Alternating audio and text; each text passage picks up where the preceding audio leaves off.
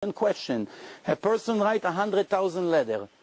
Is it possible that he will make 100, 300, 500 mistakes, a tenth of a percent? You know what? Let's go to the minimum. One letter out of 100,000, it's very normal that a person made a mistake, especially in the Hebrew letters. Why? The Hebrew letters are very similar.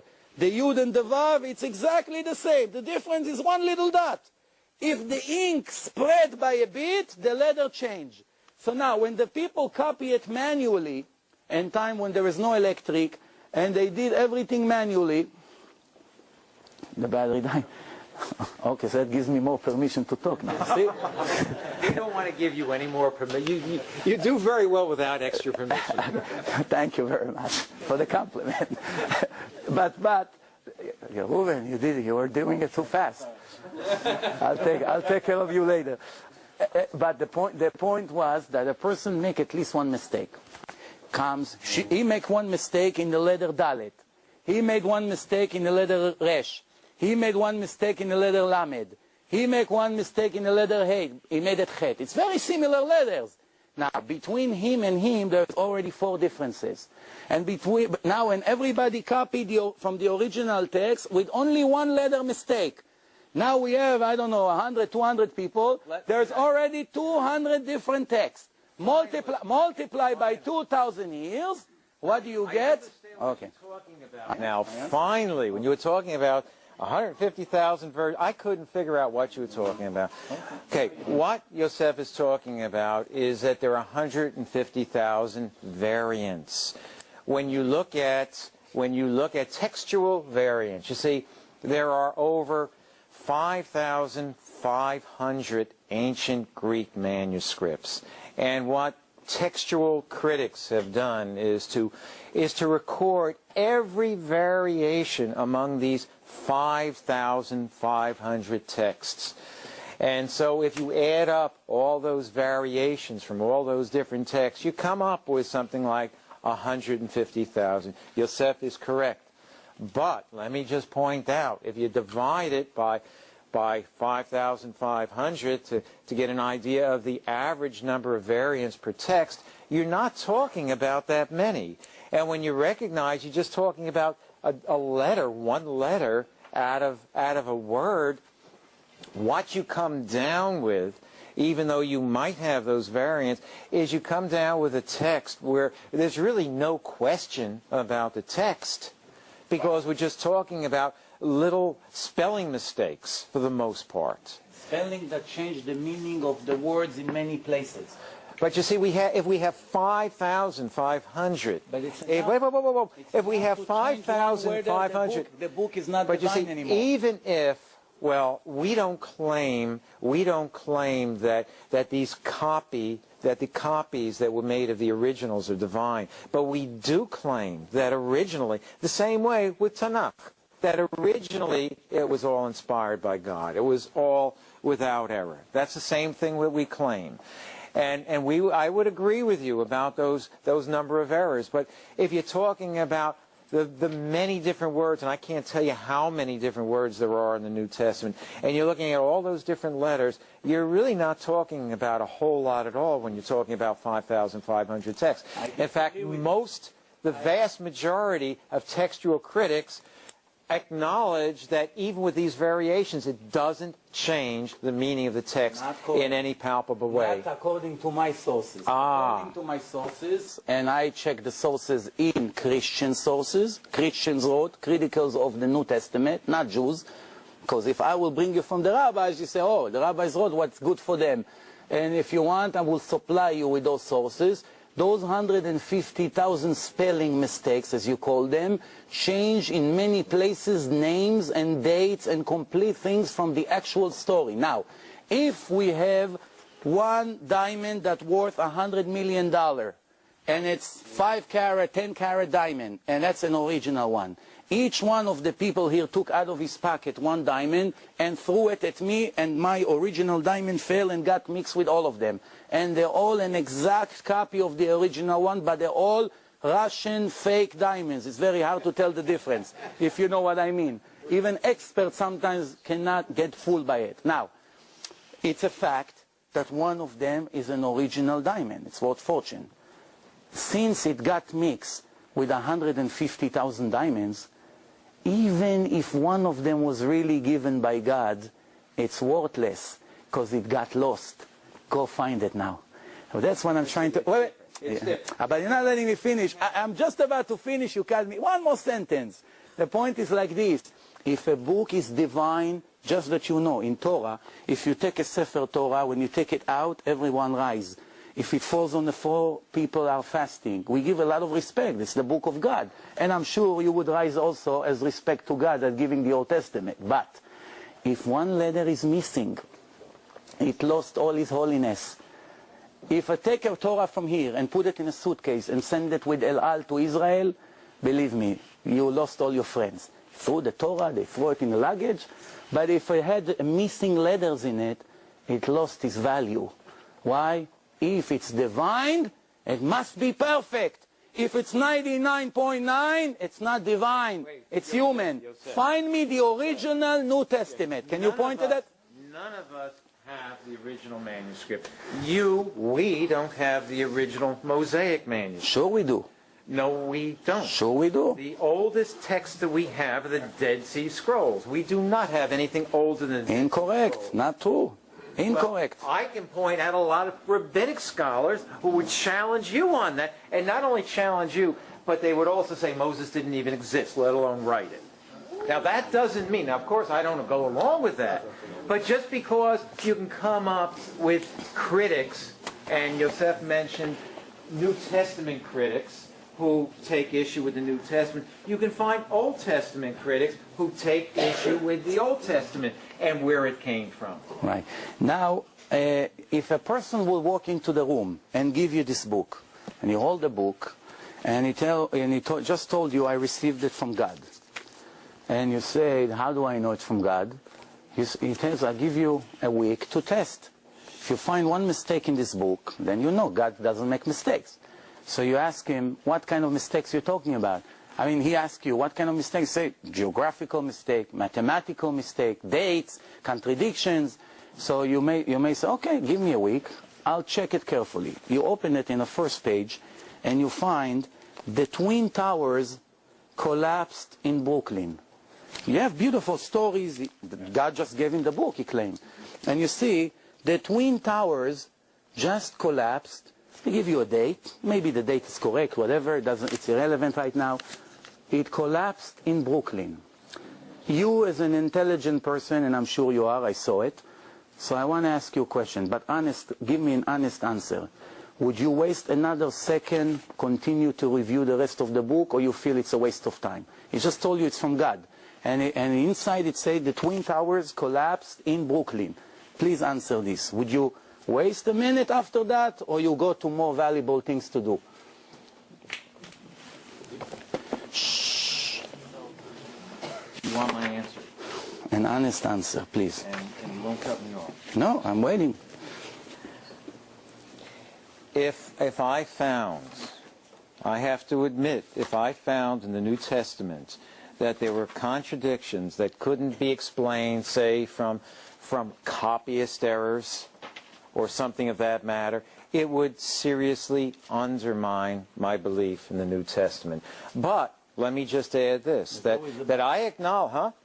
You were afraid I would add something. No, in America there's always a but. But that's, things are nuanced. You need buts. That's why they put that in the language. Buts are important. Take the time for your but. Kadila, let's go. But what if I find such incredible wisdom in the New Testament?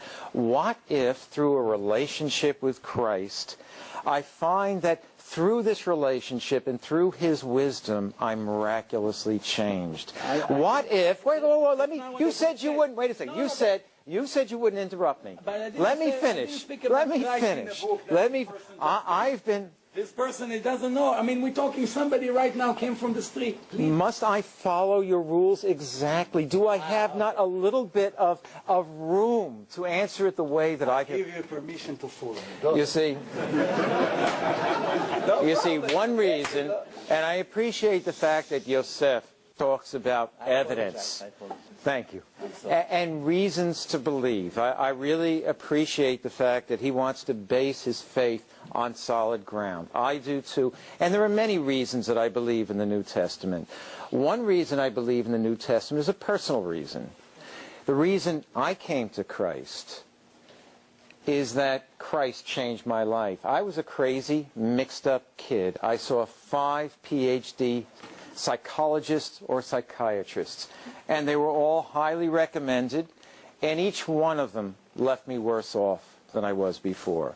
I have been following Christ now for 31 years, and it's only been getting better. And the more I study the Word, and also the Old Testament too, the more I study that, the more I see such wonders in wisdom and understanding. Wisdom that can only come from a divine source. You know that does somebody have questions? Because you're probably getting bored just listening to the two of us. Anybody here is bored? No. Wait. You know that what you just said, it's not a scientific proof, because Muslims can swear that Quran makes their life so much better, and Hindus and all other cults. So that's really not an indication that shows that religion is true. But going back to my question that I asked you, thank you for your honest answer. So obviously a normal human being with common sense, not a genius, a normal human being, you don't have to be extra smart.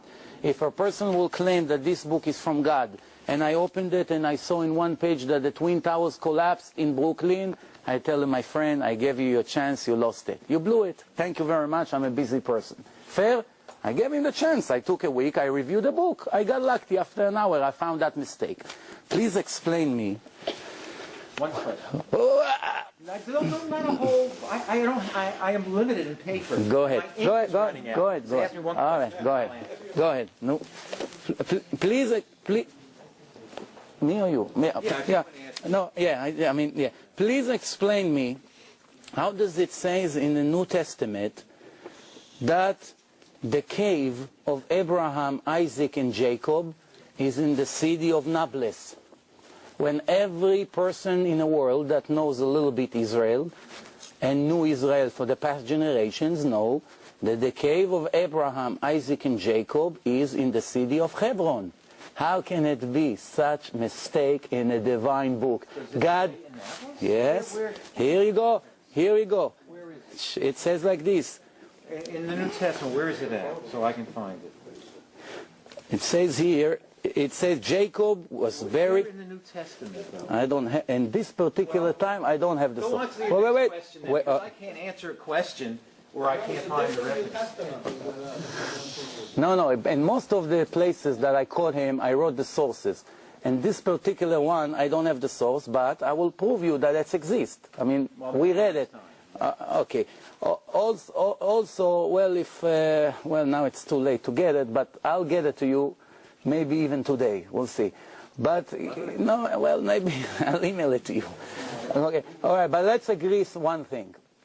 If I'm going to prove to you that the New Testament says that the cave where Jacob was buried, even though the Torah says that it's in Hebron, it's in the city of Nablus, is the argument over, or you continue to come up with new opinions and new arguments? Based on what you said before, I complimented you before, Joseph, because you were asking substantive questions. Yes. What this question is not as rich and as substantive as some of the others that you were asking. I really don't know what to say about that, and until you find a reference from me, I really don't know how to answer you. Okay, but I'm repeating my question. If I will find you the source and show you where it is, I have it in my house. It's just a matter of an hour. You'll have it in an email when I get home. When I get you the source and show you... Do you have the New Testament? Sure. Well, maybe I have a help here from a good friend of mine sitting somewhere here. He will help us to find the source. I told you before we started, and I am sure you believe me, that before I say something, I check myself at least 5 times. You have to check yourself twice, but I check myself at least 5 times. So it's only a matter... Shh. No, please, concentrate on what we have here. This is the stage right here. So please, if I'm repeating my question to you, because it's a matter of moments or matter of hours.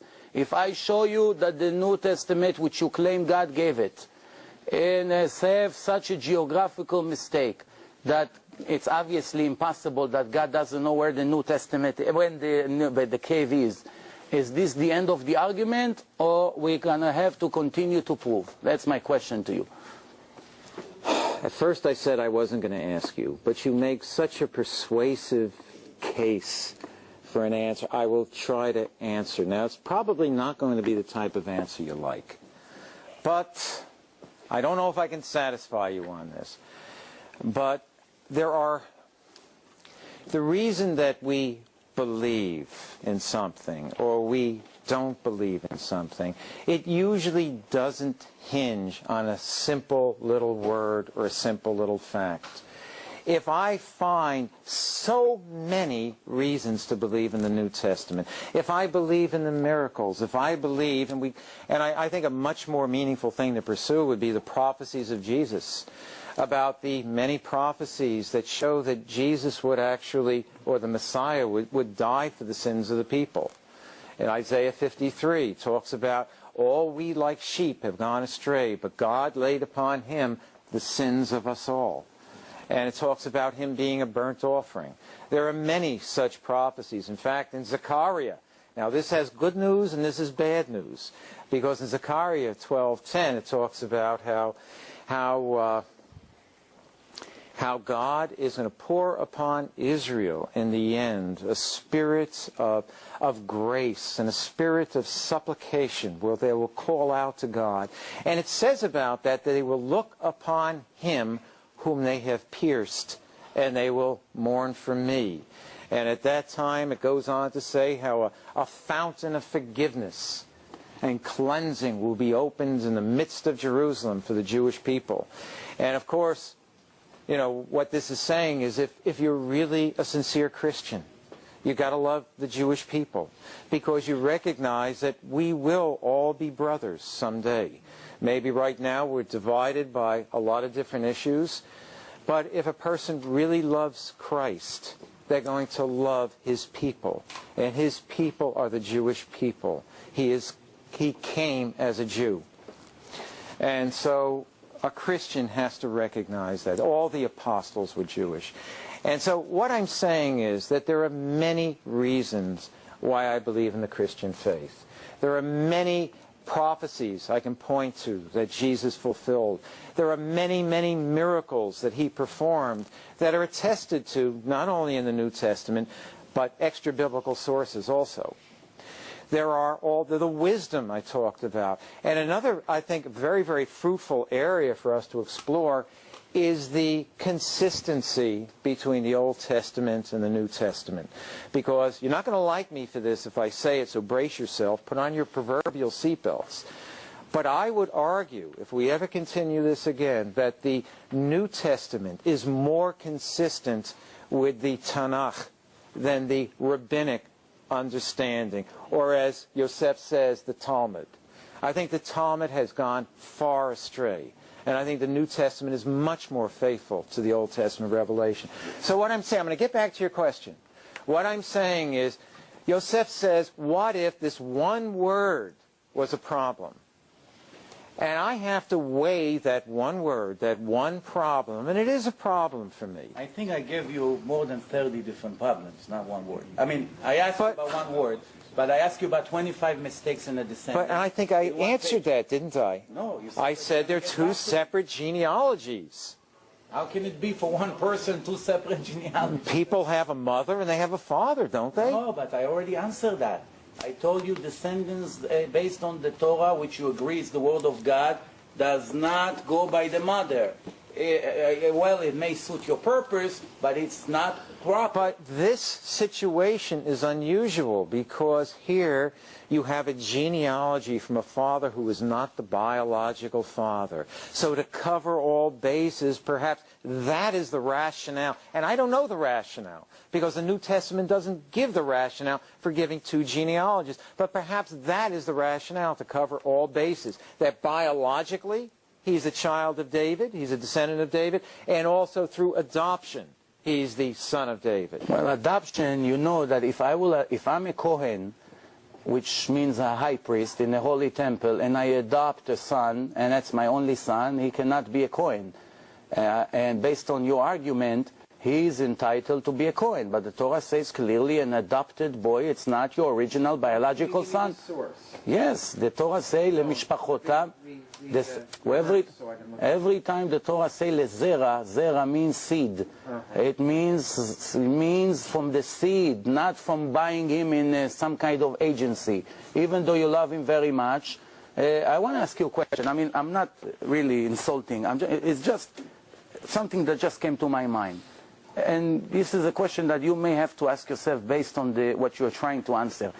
I'm just giving you an example. If I adopt a dog, is this dog will be my original son? I'm just curious. You know, people giving inheritance to dogs, and they give them $10 million. You hear this on the news all